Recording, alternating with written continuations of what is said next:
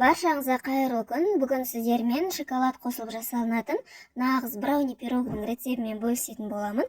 Видеоны соңына дейін көріңіздер. Ол үшін бізге сары май қажет. Және 2 плиточный шоколад қажет. Шоколадтың мүмкіндігінше горький түрін алыңыздар.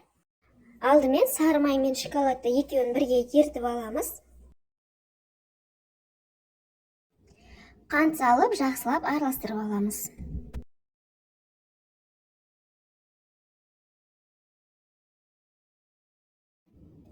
Үш жұмыртқаны жарып салып, тағы да жақсылап араластырамыз.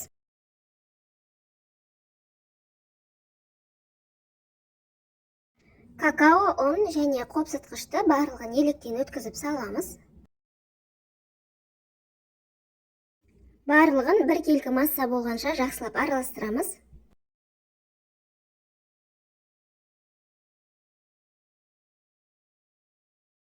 Масса бізде осындай қоюлау болады. Енді формамызға салып 160-170 градуста 30 минуттай пісіріп аламыз. Мендегі форманың диаметрі 22.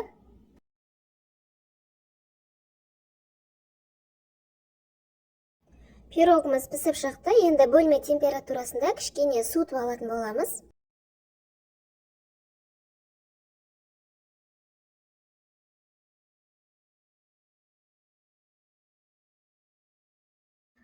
Пирогты кесіп, дастарханға осылай үстіне мороженое қойып ұсынса да болады.